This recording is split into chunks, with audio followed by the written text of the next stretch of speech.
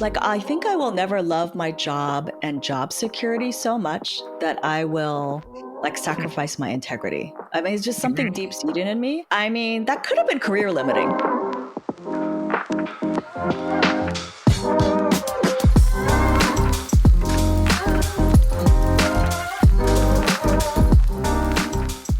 Before we get started with today's episode, I want to tell you about SpotDraft. If you spend hours every week drafting and reviewing contracts, worrying about being blindsided by renewals, or if you just want to streamline your contracting process, let's talk about an end-to-end AI-powered system that'll save you time. SpotDraft is a contract lifecycle management system that helps in every stage of contracting, from creating and managing templates and workflows, to tracking approvals, e-signing, and reporting via an AI-powered repository. SpotDraft does it all. And because it should work where you work, it integrates with all the tools your team already uses. SpotDraft is the key that unlocks the potential of your legal team. Make your contracting easier today at spotdraft.com.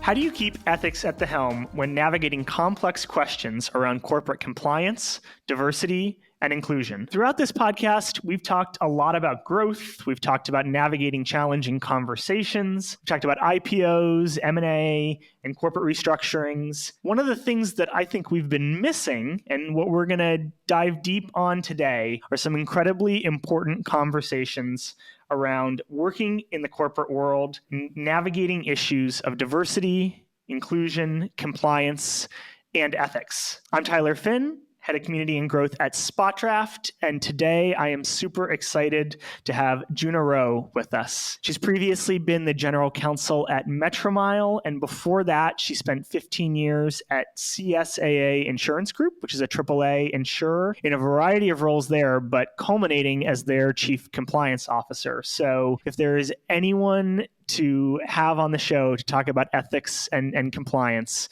it's Junna. She's a fun person. Today we're going to be tackling some serious topics though.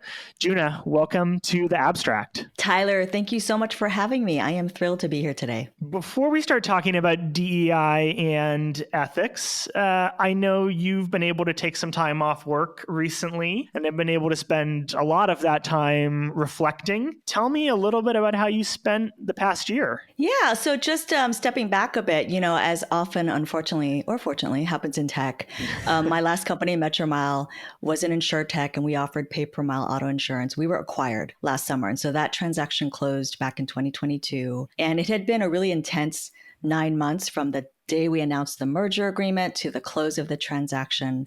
And I'd not only been the general counsel, but I was also asked to lead our HR function. So I was really proud to help close that deal and to ensure a smooth transition. And, I got to handle so many different kinds of matters, right? From regulatory to employment to antitrust, litigation, corporate government, the whole thing in such a compressed period of time, right? It's like I lived like what a GC would experience over 5 years in a 18-month time frame.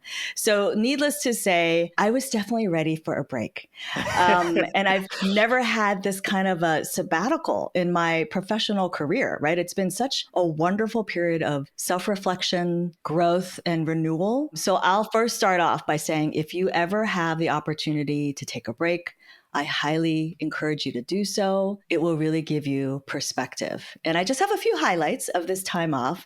So I got to travel, obviously. I hadn't seen my parents, I think it was a 3-year period because of the pandemic. Oh, wow. They live abroad they live in Korea, and we just decided, forget it, it's not safe to travel.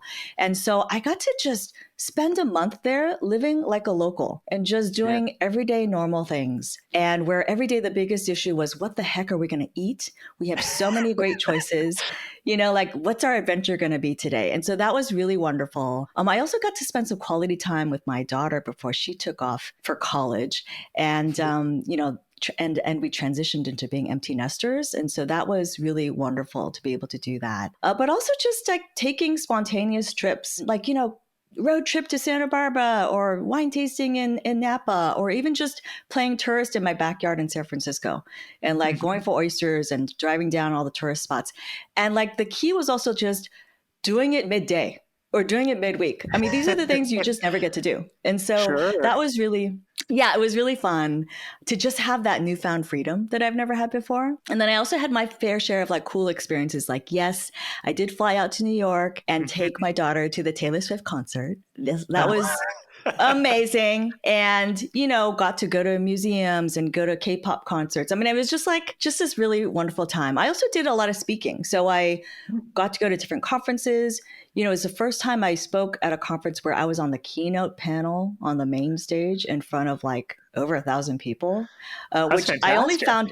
I only found out like the night before. It was like, we're in the ballroom. Okay. And it just went great. Like it was just wonderful energy. And got to do that at several different conferences and just meet up with such cool people. Like I'm sure you and many of your audience members, like whenever you go to a conference, you're always like rushing back to your hotel room and like trying to get your work done, or you're checking your phone and like you got to talk to your boss and you got to like leave the session that you're really interested in. But like this was just uninterrupted, right? Like truly taking it all in, just meeting cool people from all over the place. I got to go to this conference called the International Association of Korean Lawyers. And I got to meet lawyers of Korean heritage from different countries, like lawyers from Belgium and Germany and Brazil. I mean, it's like really cool to do things like that. And I also got to go to this. So NAPABA is a National Asian Pacific American Bar Association. They have this pipeliner program. And so they've invited people who are, like they want to basically grow the pipeline of ready now Asian lawyers who can take general counsel roles at, Fortune 500 companies. It's this 50 by 25 initiative. So things like that, I just really enjoyed having this time off to really get to do the things I don't normally have the freedom to do. And also, I guess I just learned a lot about myself. We're so conditioned to tie our self-worth and our value based on the job title we have. And like, we're always like gunning for that next promotion or the next accolade. And, what do you do when you find yourself without a job or a title? And so that was something I really faced. I felt like I was stripped bare of all of the titles and the job, et cetera, and really had to think about, who am I? What worth do I bring? Like, what am I made of? And what do I want this next chapter to look like? And what work do I really enjoy? And where can I have an impact? And how can I be a better person and a better parent and child and friend and mentor? I mean, all these things really came to the fore this past year. And so just really trying to be more present and appreciating the things that I have in my life and around me. So practicing gratitude has been a big deal this past year as well. And then, of course, the job search. And I know you've written about this too, and you've been so great about like, connecting our community and like having everybody feel supported. But there are a lot of people looking for jobs right now. And there's just been so many highs and lows. I don't know what you're seeing, but definitely like in the Bay Area, it is a challenging market. Especially for general counsel level roles, it's been somewhat volatile. Like I've seen things like a CEO quitting, the Silicon Valley Bank collapse. I mean, just like so many different things have really impacted the search process in really interesting ways. I've just seen so many different kinds of leadership teams, different kinds of CEOs and cultures and different operating priorities based on what industry you're in. So that's been really valuable. But I think I also learned like how interconnected we all are, right? And the power and strength of your network, not only for leads and getting introduced to people and to opportunities, but also just for support. Sure. And validation and just for the sense of community. Again, that's why I think your role is just so important, right? It's like community building is so important. And so that's really helped me to learn to hone in on what I think is interesting work and really learn about organizations that are mission driven and that align with my values. And so it's been really a wonderful time. And also just finding ways for me to contribute. I've been doing some volunteering, joined a nonprofit board. And so, yeah, that sort of rounds out my time. That sounds like a really great variety of ways to spend a year. And like it was really great learning experience for you. I am curious. You have all that time. Well, it sounds like you were pretty busy, but you have all that time. And did you read any good books while you were working a little less? Yeah, well, I mean, I still have a stack that I want to dive into, right? I mean, we always do. And like as much as I think I had time, like all the things I went through, that took a lot of time too. But I do want to share, like there was one of the more impactful books that I've read is called Grit, The Power of Passion and Perseverance. Yeah, and it's by Angela Duckworth. She's this educator and psychologist, and she studied grit paragons, which are basically people who have persevered and like really attained peak performance and like excel at the highest levels. And her basic thesis is that folks who are successful are not necessarily the smartest or born geniuses, thank God. But they're the grittiest, meaning that like they stick with things over the long term until they master them. And it's a really strong case for having a growth mindset, right? And not basing things on like, oh, you're the smartest person in the room or you're the luckiest person in the room. But there's this power of like sticking to something. And then she also talks about passion, that it's not necessarily something you just develop overnight, which I think a lot of us do. You think, oh, I have a passion for X or Y. And she was saying it actually takes hard work to cultivate your passions. And I just thought, oh, that's a different way to think about it. I also love that she's an Asian woman doing some really impactful work. And by the way, she was also a teacher at my alma mater, Lowell High School in San Francisco. So that was a cool factoid. And then another book I wanted to mention that's always been so personally impactful to me is a book called Pachinko. It's by Min-Jin Lee. She's a Korean American writer. And it's a historical fiction novel that follows a Korean family over several generations in Korea and Japan. It starts during the Japanese occupation of Korea. And it's a story about Koreans who immigrate from Korea to Japan. And they experience discrimination and exclusion and being shunned for being someone who's different. And it just reminded me a lot about, my life. I mean, I'm Korean American, and I'm born here and I consider myself American, but I'm not always seen as American first. And then when I go to Korea, I am not a Korean. Like they definitely like, oh, you're not from here. And so that story really asked the question about like, what is identity? And like, what does it mean to belong, and the impact of exclusion and treating others differently, and that othering of people. So it was just a really powerful story and like actually had a lot of resonance for me. And so I encourage folks to pick that one up too. Those are great recommendations. And that's a great transition, actually, I think, into the first question I've got for you. As we think about the topic today, we're going to go back a little bit further than we usually do. Often I start these episodes by asking folks, what got you interested in the law or law school? And I want to go back further than that. I want to talk a little bit about your childhood and growing up in San Francisco. You grew up in a pretty diverse environment. Tell us a little bit about the cultural context that you grew up in. Yeah, so as I said, I was born and raised in San Francisco. And, my parents had originally come to the United States to further their education. So they got their graduate degrees here. But, eventually their extended family immigrated to the US and lived with us for a while. And so I was very much steeped in some of the traditions from Korea. Like we always had regular family dinners and celebrated Korean holidays.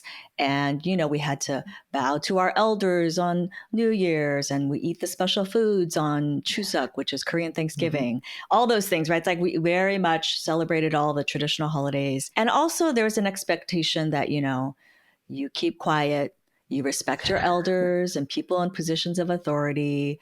It's sort of like the Korean culture, like there's a lot of things that stem back from the Confucian ideals. And it's a lot about like respecting your authority and respecting your elders. And so that was definitely part of my upbringing. And also this focus on academic achievement, right? Like study hard, being top of the class, and like all these like academic achievement was really important.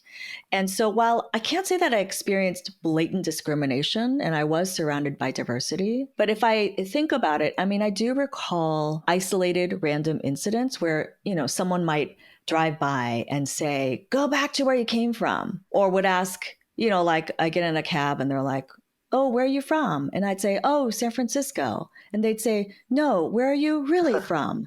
Right. And it's like, do my Caucasian peers ever get that question? I doubt it. Like, yeah, my ancestors are from Ireland or whatever, right?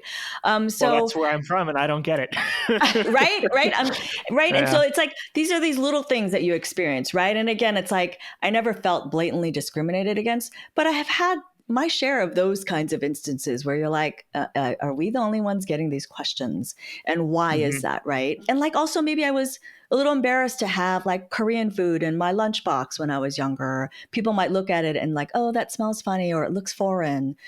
So while I definitely didn't feel like an outcast per se. I did have my fair share of incidents where I felt like the other, right?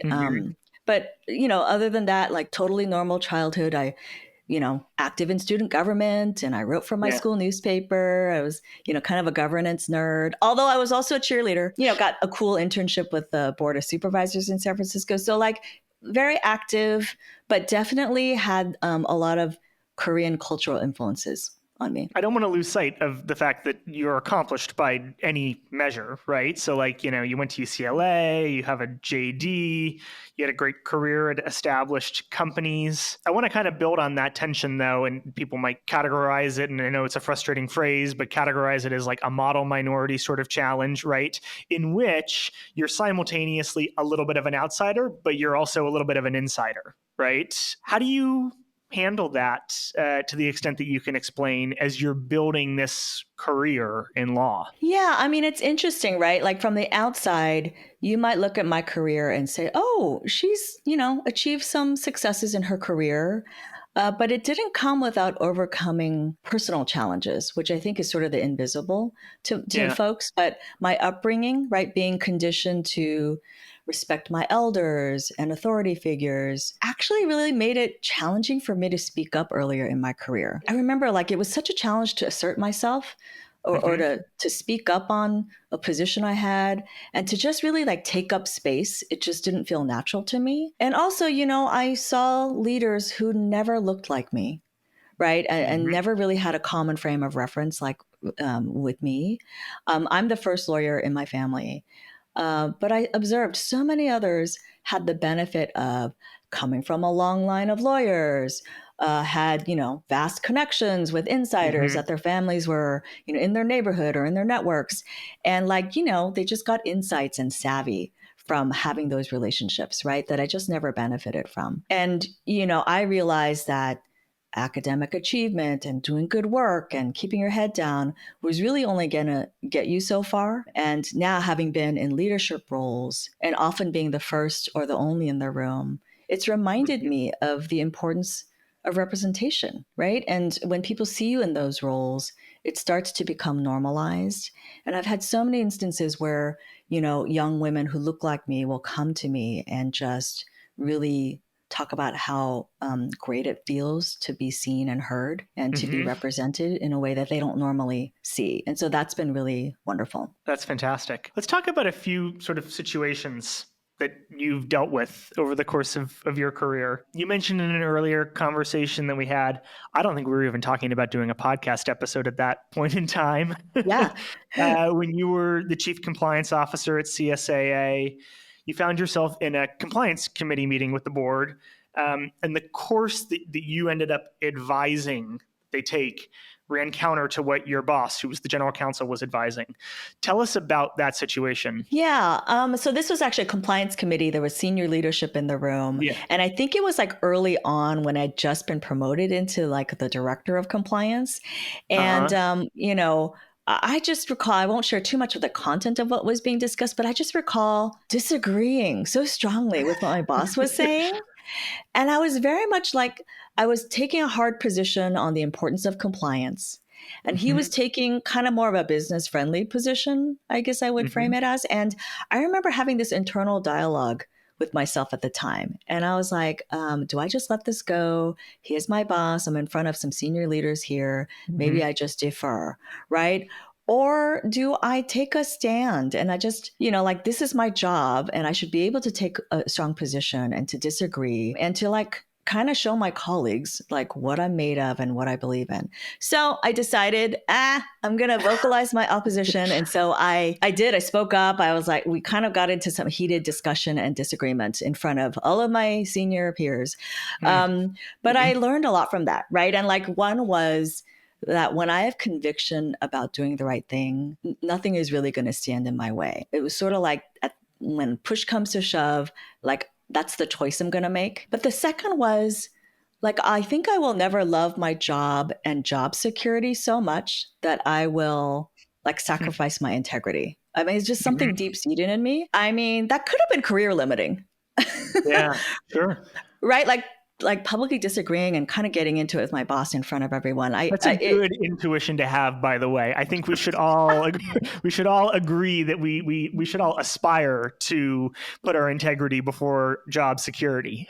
Really? I mean, I don't know. That's just kind of how I'm built and I can't escape it. And that's when I realized it, right? And like, but the other, and like, I was publicly disagreeing with my boss. I just felt like, oh gosh, is this awkward? But it got us to a better place. Mm-hmm. And I'll just say the last thing I learned was that leading a legal function is hard. And he was the GC there. You're needing to build credibility with your business partners and you're trying to get them to understand that, that we're running a business, that we're not running a law firm, that you're pragmatic, you're solutions oriented. And so I get that was kind of what he was trying to do in the room. And so that said, right after the meeting, my boss actually apologized to me and he said, sorry that it got that heated. And that's when I learned that's the kind of place I want to be in, right? I'm there with someone who values me, who is okay with me taking a stand, who's open to learning and being challenged. And it's basically a safe space to speak up. That I just learned so much from that. But that was also kind of a turning point for me where I just thought, okay, I need to be speaking up more. I need to really take up more space. Let's unpack that a little bit, because I think this is a place where questions of diversity really do matter, and the cultural context that you talked about earlier matters. Tell us about how you, in that moment, also sort of overcame the voices inside your head telling you to be quiet, how you found your voice there, or even, later on. Yeah. I mean, like I was saying, it really was a breakthrough moment for me. You look back at your career. I think it's a good exercise to think about what were those breakthrough moments throughout your career where there was a turning point. And that was definitely one of them. And I just learned the value of speaking up, which should be obvious, right? For all of us in the law, obviously, we should be, right? But knowing there's some people, they're overcoming a lot more to get to that place of being comfortable speaking up. I certainly, and I'm not saying that all people who, are, Asian or whatever have problems speaking up, but the way I was raised, it was definitely a challenge for me. That was an important perspective to share with others and to really lean into that. Like I said before, I learned, right, that it was ultimately a safe space to speak up and I didn't face retaliation, but instead was actually applauded for it and encouraged to continue that. So that was really pretty amazing. And, I don't think he'll ever know. Well, maybe now he will, but I don't think he'll ever know how much courage it took for me to speak up in that moment. But it's a day I'll never forget. The other things I realized, right, and we should all know this, I mean, that was many years ago, but I should have probably taken the time to, brief these issues with him in advance. There's a lot of value in the meetings that happen before the meeting, and really socializing your position and kind of having that game plan. So there's no surprises in the room. And that was another valuable lesson, right? It's okay, this one, I should have, as busy as we all were, should have taken the time to have the meeting before the meeting, right? And just sort of go in there with a game plan. So just a lot of learning, but really a breakthrough moment for me. One last question, I guess, on your time at CSAA. And when I was introducing you earlier, I think I called you the Chief Compliance Officer. It's important to this question. Junna was both the Chief Ethics and Chief Compliance Officer while she was there.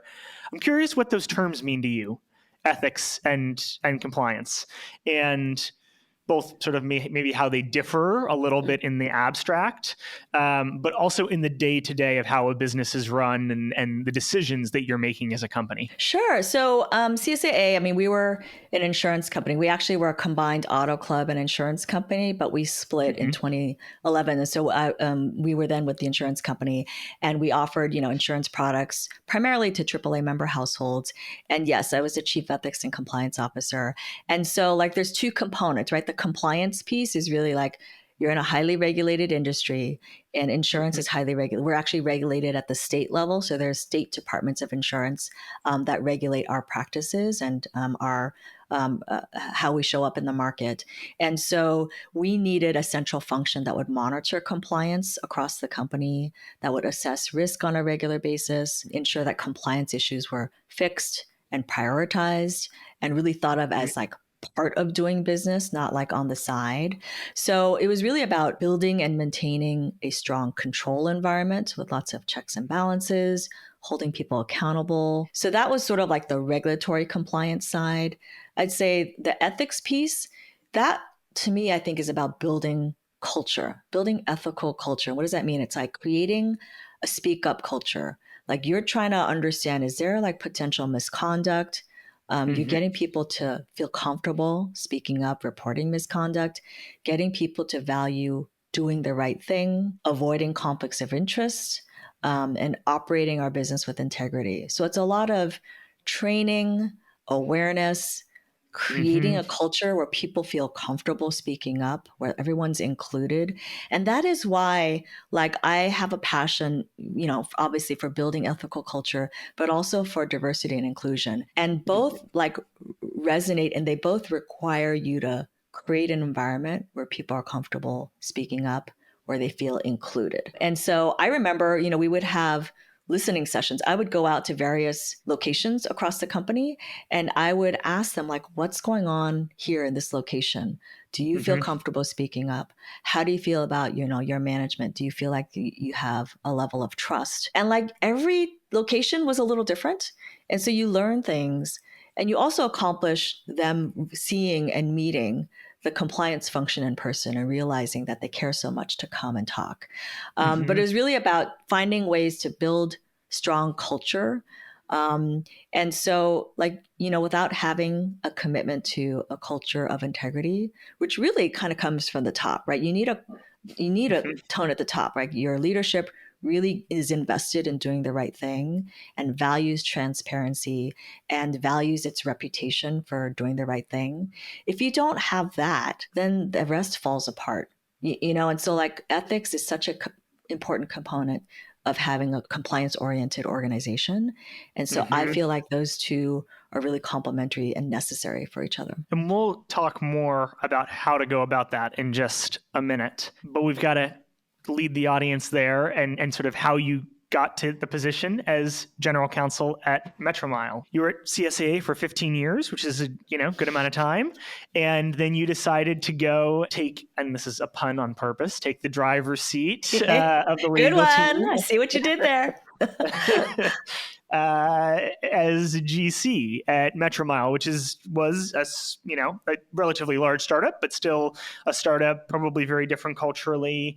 Let's talk about that transition, right? Was it scary? How did you know it was the right thing to do? What did those conversations look like with your family about making a big transition? Tell us about the decision to move to Metromile. Yeah, no. So I wasn't really actively looking when Metromile's recruiter contacted me about the opportunity. And I remember initially I was like, oh, General Counsel? Oh, I don't think so, right? And thinking that I need that many more years of experience or, I don't know. I just, for some reason, never thought about that place for me. And it's interesting because the more I thought about it, I thought, why not me? Right? It's like at that point, I'd been practicing law for 22 years. And it was like, Junna, if not now, when? Right?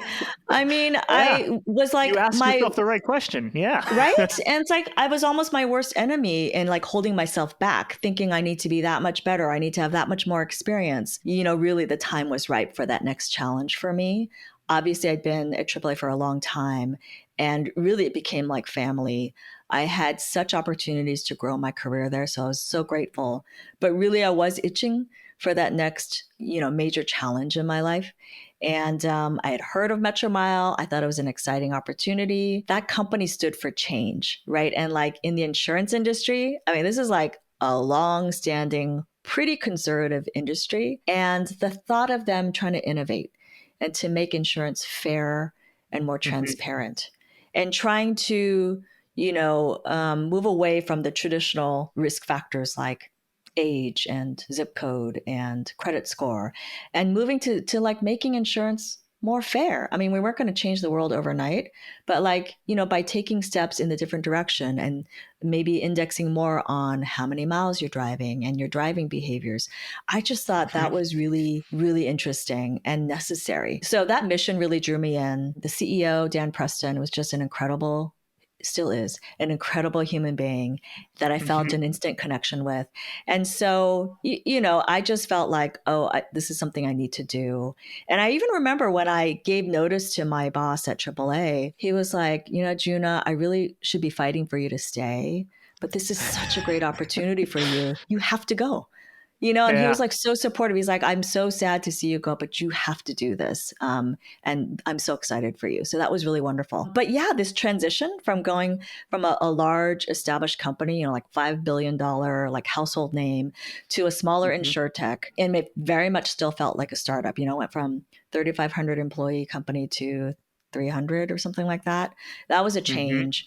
We'd actually gone public 2 weeks before I had joined, but there was just a lot to be done, right? There was just more governance to put in place, our public company reporting obligations, all that stuff. But it was my chance to start something new, to lead the legal function, to have a seat at the table on the leadership team. And that was something I just couldn't pass up. I realized, well, I'm a strong corporate generalist. I've had exposure to a lot of different areas of in-house legal practice. And that's actually the skill set you need. And I remember a long time ago in my career, I had, again, like I was kind of more of a corporate generalist. I took on whatever different areas there was work. And I remember being frustrated about that. And my boss at the time said, Junna, being a strong corporate generalist is actually a skill too. So don't underestimate that. Not everyone can do that. And that stayed with me. I was like, oh, you're right. And so this role, navigating gray areas with limited information, limited time, navigating risk, being pragmatic, and, demonstrating grace under pressure. I mean, these are the things I think I do very well. I love leading teams. I love building. I love leading change. I love tackling issues, right? I mean, and I'm a nerd about process and governance. I mean, it was all in there. It was really really amazing to be able to step into that role. But it took a lot of sacrifice. I mean, when you go with a smaller company, moving fast, you need to roll up your sleeves and like do what it takes to help steer that ship. I mean, it's like, you're not going to have as many resources. You don't have necessarily the longest runway per se, right? But you have like good people who in many ways are dreamers and idealists, right? I mean, in order to really innovate, you got to be a dreamer, right? It starts with a good idea. And maybe that doesn't always appeal to everybody, right? And so like working at kind of a startup environment isn't for everyone. But if you like really like to dream and to make those dreams a reality, like I think that is what makes, like the Bay Area tech environment so special. It's because you got a lot of big dreamers. And I just love that, right? And like change doesn't happen unless you like start out with a great dream and a great idea to innovate something that's established. So for me, it was just an exciting opportunity to do something completely different. I'm going to ask about one of those situations where required a bit of grace under pressure and was tough. But before I do that, I just want to make a comment, which is to say, I loved listening to you talk about the things that you're good at and you're passionate about. And I think that people in the workplace do that too little, whether it's because they don't want to be seen as arrogant or commenting on all the things that they're great at, right? In face of a lot of other talented people around them or real challenges the business is facing. So I don't know. Anyway, just a thought for folks who are listening to contemplate, which is maybe ask people on your teams or in your business or who are your friends, what they're great at and what they're really passionate about. Because hearing you say that, makes me want to work with you. Maybe there'll be a day that comes. Who knows? Yeah. No, I love that. That's a really great observation. I'm going to bring up a little bit of a difficult time to set the scene for sort of the next point of conversation. think many of us remember, I believe it was March of 2021, there's a murderer who went on a shooting spree targeting Asian businesses in Atlanta. Been a bunch of violence against Asian Americans in major cities like San Francisco, particularly like grandparents in their 80s going to grocery stores. This was during COVID. There's a movement that really forms called Stop Asian Hate. So, I mean, that's sort of setting the scene. And you told me about a particularly amazing moment. Your CEO made an unscripted remark during a town hall at a Metromile. Tell us just about that and what happened. Yeah, I had just joined the company. It was a couple months in, and unfortunately, that violent murder happened in Atlanta. And so we were all reeling from it. And I was asked to lead a listening session because, at that time, there was this alarming rise in hate crime against Asians. It was something like 300% rise in hate crime against Asians in that past year. And it was just something we couldn't avoid. We had to talk about, and we were struggling with what was the right way to address this. And it just became, just let's listen to people's stories and experiences.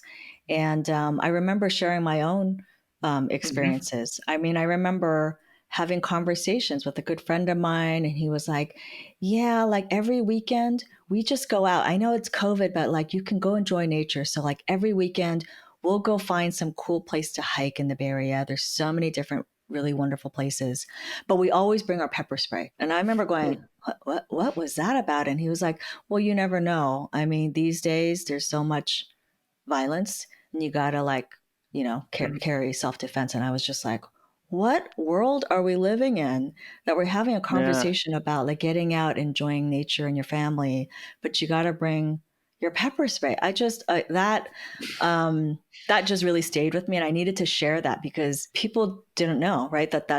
Those are the kinds of measures that our friends in the Asian community are taking, right? And like, they'd be like telling their parents, don't go to the grocery store. I'll go and get what you need and drop it off, right? Or like asking their friends, hey, can you pick this up and drop it off? Like, I don't want them out and about on the street, like just to take a walk in the neighborhood. And so like there was a really sensitive time and a really painful and traumatic time being in the Asian community. And so, we had that session. I remember showing a clip of like a news story that like basically shared a lot of statistics about what was going on. It was really eye-opening. A few of us shared our stories. We had some questions and answers. And it was really a time where I kind of was a little more vulnerable. And I just thought it was important for people to know that even I was experiencing some of this, and that to draw people in to understand how real it was getting. I remember at the end of that session, my boss, Dan, basically was like, Junna, thank you so much for leading this session. It strikes me that the very people who were asking to lead these kinds of sessions are also the very people who've been traumatized and impacted by what's been going on. I hope we can do better. And it's really something for us to be thinking about. But thank you so much for leading it. Again, unscripted. I was so moved that he said that. That's the kind of leader you want to work with, right? Someone who really like gets it. I just felt so seen and heard and valued in a way that I had never anticipated or expected. That was one of those moments I'm going to keep with me forever. That was really special. What does that mean for a company's employees and the culture of an organization? I'll just put the question. So like, what does that mean for the culture of a place? Yeah, I mean, it's important, first of all, to have a leader who really sets that tone at the top, right? Who really takes this whole concept of inclusion and belonging seriously. And to hear them talk about it, it's one thing to feel it, but to talk about it and to demonstrate that commitment is another. And in that moment, that's what he showed us what he was made of. Just to have that kind of clarity and to like have it come from your heart, that just told me a lot about who he was as a person. And I just felt so supported in that way. And I felt like with people like him and me sharing our thoughts on something very sensitive and traumatic, hopefully helped other people feel like we could see them too. You're fostering a culture where everyone is truly seen for who they are and valued. I think that was the big takeaway there. And also, again, like I said, like there aren't a ton of people who look like me in those kinds of roles. And so for all of those folks who, people of color, hopefully got a lot from hearing a leader who looks like them, who has a shared frame of reference, feel seen in a way that hadn't been seen before. I want to ask you about how, as GC, you advise on probably not immediately analogous or similar situations, but other tough questions like this. Standing up and having a listening session, given where Metromile's based, who the employees are, this is a no-brainer, right? I expect you also encounter other questions that are very much in the public sphere. And some folks might view them as compliance questions. Some folks might view them as ethics questions to be solved. I think other people may actually view them as political questions in which the business is taking a political stand. And it's in those situations, as we've seen with the variety of companies even this year, right, taking positions, whether it's through their advertising or statements by CEOs. And the answer in those cases, I guess what I'm getting at is the answer in those cases about whether or not to engage is not always so clear, whether it's a sort of internal engagement with your employees or an external engagement with the press. I think they're tough. You, I think, have a little bit of a framework for thinking these through, or a way that you've approached advising on them in the past. Let's talk about that. How do you advise your executive team on thorny questions like this? Yeah, no, it's a really good one. And there's no right answer at the end of the day, right? But I think there's a series of questions you have to ask. It's about deciding who you are as a company and what you stand for, right? I mean, there's a myriad of issues, but, does that issue closely align with your product, your customers or your prospective customers? How will it affect your reputation to take a stand or not take a stand? And really just like examining what is at the core of who you are, not only as a business, although that's super important. In addition, as a member of your industry, as a member of the broader community, and as an employer. There's so many different facets of who you are and how you're seen. Who are your key stakeholders, right? And what's important for them to know about what you stand for? And also, can you take a position that aligns with who you are, that you can consistently fall back on, right? Because these things will come in the future. Is there a principle that you can fall back on, that you can consistently lean on? And what's the right thing to do for you may differ, right? From company to company, from industry to industry. But you have to know what you stand for, how you're going to show up in the world. I think those things are really important to be considering. How do you go about executing on that sort of decision-making tactically?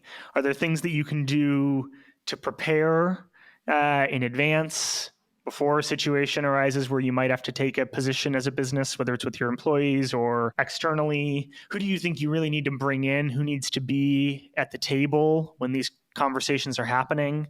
How do you go about this? Yeah, I mean, it's important to have, like a lot of those questions I just asked. I think it's helpful to have that. I mean, especially a lot of these things may emanate from kind of a crisis situation. And so Sure. I think it's a really good idea to have like a crisis management plan. And it's sort of crisis management, but also just like a decision tree or sort of like a framework for what to do in these scenarios. Obviously, your leadership team is going to be really important, particularly your CEO. Your communications leader is so important in these situations. Our communications person was our right-hand person, to think about like the various audiences and what kind of messages you have to prepare. Your head of HR, your business function leaders, if you have like a head of risk. I think it's important to have these conversations again, like, hey, everybody, here we are. Who are we? What do we stand for? Does this position we are proposing to take align with our business? Does it support, enhance, solidify who we are? And again, like I said, can you consistently fall back on that principle every time a new situation arises? And also, your board, there are investors potentially, right? It's sort of like thinking about how those audiences are going to react, and ensuring there's alignment across the board is going to be really important. And then ultimately what it boils down to is what's in the best interests of the company. I mean, it's a complicated question because there's so many different stakeholders to be considering.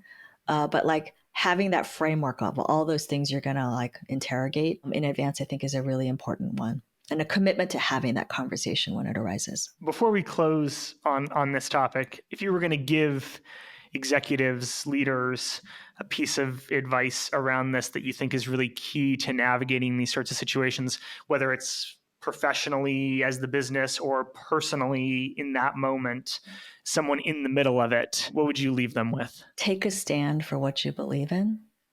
Have conviction in what's right and the right thing to do. Have the courage to do the right thing. For me professionally, that's always been, my North Star. I think that's what I would advise others is to like take that stand. As we start to wrap up our conversation, I've got just a couple more questions prepped for you. This one is, I think this is a really interesting one. I'm curious about this. What's a failure that you've experienced over the course of your career that you think a lot of folks may be headed for? They may not see on their horizon. Yeah, I mean, I mentioned it a little earlier, but I'll say it again. It's that, like lawyers. So we're type A, we're like achievement oriented. We got to be the best, right? Which is great. But I would say it's that need to chase that next title, the next promotion, the next accolade, without actually doing reflection on what's important and what's meaningful work for you. I definitely did that. Like I have to say, I've been running for a large part of my career. And, you realize that chasing those titles will be exhausting and unfulfilling if you don't include time for the things that you really like to do. It might be your work. Fantastic. You're already in the right place. But it may be other things. Is a very good likelihood it may be other things, right? Like what feeds your soul? Sorry, that sounds so woo-woo, but it's like so true because you can't escape it. What feeds your soul? Go do that and include more of that in your life. If you don't, you will burn out and feel depleted. Stop running and take a moment to have more gratitude in your life. I saw this quote many years ago. It was like at this coffee shop and it stayed with me. It said something like, enjoy the little things in life because one day you'll look back and realize they were the big things. I don't want to continue to live life and have regrets later, right? That I didn't stop and appreciate the little things. And so that's something that I will share with you about something I think we need to be doing. Kind of a failure, but an observation. Yeah. A final question for you. And looking back on, when you were a young lawyer, any advice that you'd have for young lawyers who are just getting started today? Yeah, I have a few things. So Good. I guess, we'll take notes. Okay. One is, I would say to be open to different paths to success. Guess what? We're not all in the top 10% of our law school class. 90% of us weren't. And also your career is not a linear path, right? And I think that's what makes you so much more interesting. And I have found the most interesting lawyers that I've met with have taken alternative paths, have had different jobs or just did different things. And they just have a broader perspective on the world. If you have inner whispers to try something different, listen to it. Because I guarantee you, they're not going to go away. So there's an openness that I would encourage. Second, this concept that the law is not always right. I mean, I know we all blindly go, well, this is our position. This is what the law says. It's not always right.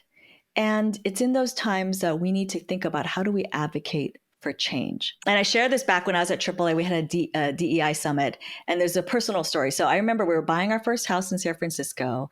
It's this neighborhood called Lakeside. Super stately, the white picket fences. I'd always thought, gosh, I want to live in that neighborhood. And here we are. We're signing our paperwork at the title company. And I remember there was the CCNRs. It was rules and regulations that the neighborhood association had you sign up for. And I remember flipping through and there was a section and it just shocked me. But it said, no one but those of the Caucasian race can live, occupy, or own any of the homes in this neighborhood. And redlining. Yeah. And I was just shocked. And the person was, oh, don't worry, that whole thing that's been invalidated, like, but it was still there in writing and I saw it. And I've been like, yeah, I know it's not, but wow, how shocking to actually see it. Like that was totally okay back in the 30s and beyond. The house was built in the late 30s. I share this, right? Because obviously laws have changed since then, right? Sure. But how did they change? It was because people realized it was the wrong thing to do.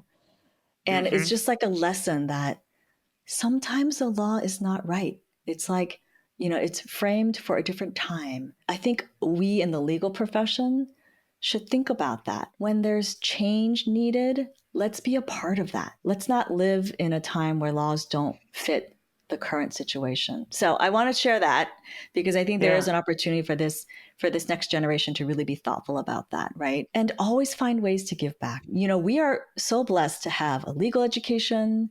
And, of course, you have to pay back your student loans and you have to have the fancy titles and all that, the cool assignments with the cool partners or whatever. But we have a responsibility to give back and to offer our time, our energy to those who've been marginalized or don't have ready access to legal services. I think it just helps to ground you and it helps us to build stronger communities. And it's just the right thing to do. So that's my other word of advice. That is a fantastic way to close out our conversation. Junna, thank you so much for joining today. Tyler, thank you so much for having me. I really enjoyed having this conversation with you. And thank you to all of our listeners. We hope you enjoyed this one and hope to see you next time on the next episode of The Abstract. Thanks for tuning in today. Don't forget to subscribe so you can get notified as soon as we post a new episode. And if you liked this one, I'd really love to hear your thoughts. So please leave a rating or a comment. If you'd like to reach out to me or our guest, our LinkedIn profiles are in the description. See you all next week.